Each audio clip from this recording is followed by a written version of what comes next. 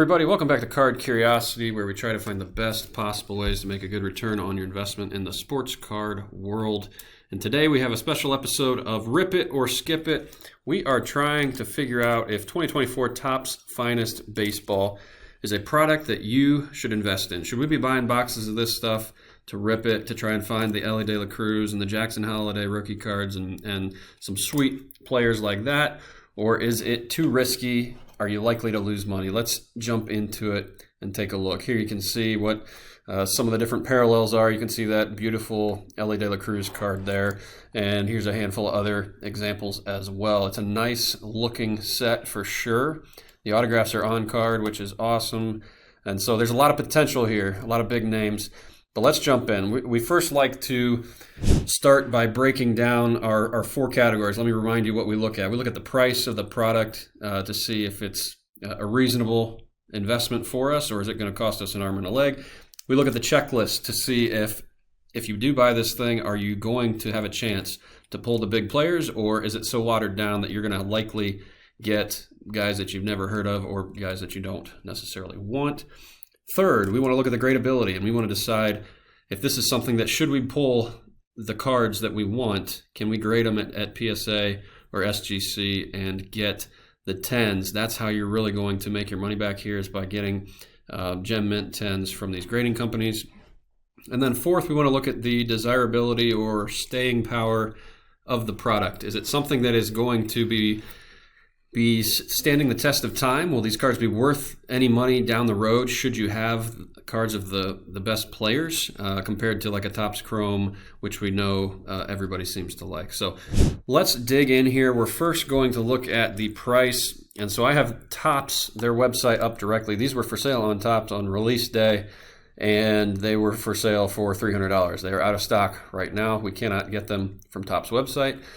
So let's take a look at Dave and Adams. We shop there from time to time. Pretty reliable, quick shipping. We like them a lot. And so you can see a case here is running $2,800. You do get 8 boxes per case here, not the normal 12. And if you were to buy just one box, Dave and Adams has them up around $350, which is steep if you ask me. Blowout cards, our second favorite place to buy boxes of cards. They're out of stock as well. So it seems like these are in high demand. If you're going to buy them, you're likely looking at north of $300 for one box of these. You get 2 autographs in the box, along with some other numbered cards and common, uncommon, rare. Like that, what they've done to the product is pretty solid.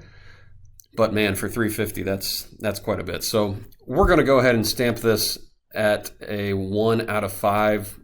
Price-wise, it's just not good. The pre-order for the one box that we got was around $230 to $250 directly from Topps website a month ago when we pre-ordered it. I was kind of on the fence. If we could still get them for $250, I'd probably be sitting at a 2 or 3 out of 5. But really, I'd love to see something like this at $200. That would be kind of the sweet spot in my opinion. So 1 out of 5 on the price. Next, let's look at the checklist.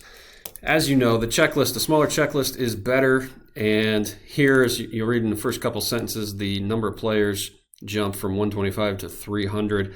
And actually, that's kind of a little bit deceiving. There's 300 cards, but some of them are duplicates because some of these players are going to have one card in like each tier. And so they're going to have different levels, as you'll see here. You have common cards, and so you might have, like a Jackson Holiday is going to have a card in common. You also have uncommon, so there's going to be 100 players that have uncommon cards. Jackson Holiday will be in there. And then you're going to have rare cards, which are harder to find, 1 in every 3 packs. And so Jackson Holiday and most of these players are going to have cards in all 3 areas. So you have, more chances to pull cards of the bigger players potentially, which isn't too bad.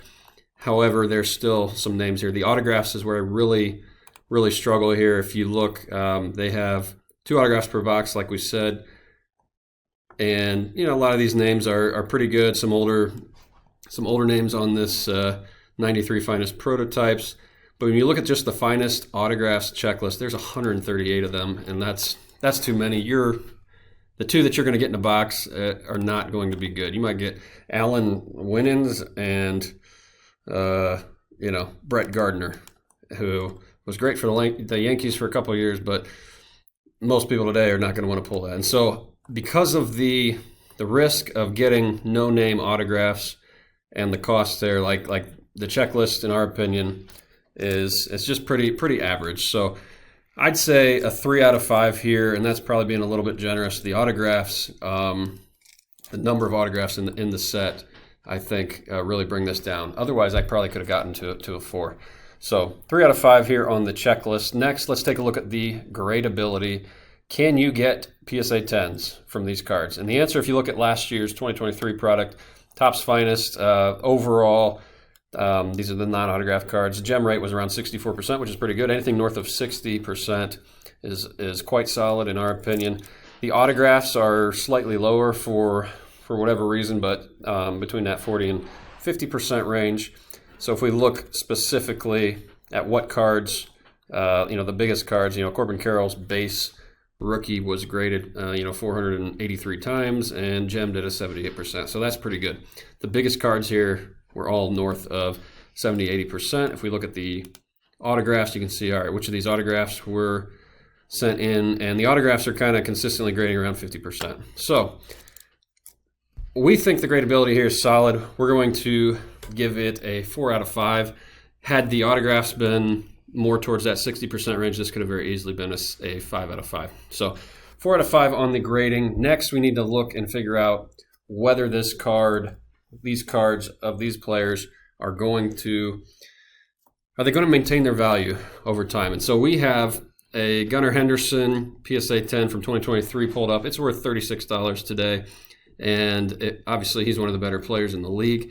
But if you last year chose to hold a Topps Finest Gunnar Henderson base and compared that to a Topps Chrome base PSA 10, you can see the pattern is pretty similar. But the yellow there, the Topps Chrome, it's traded way more often, right? So you can get in and out of it for a lot easier.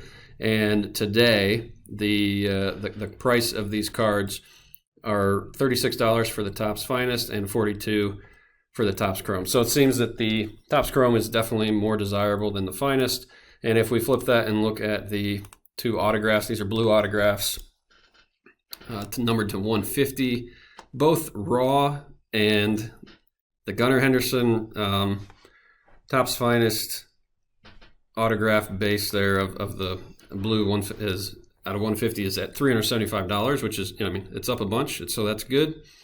However, the Topps Chrome is at $875. And so clearly, Topps Chrome is where you want to invest your money long term if you were to buy an autograph like this. So we're going to give the staying power a 3 out of 5.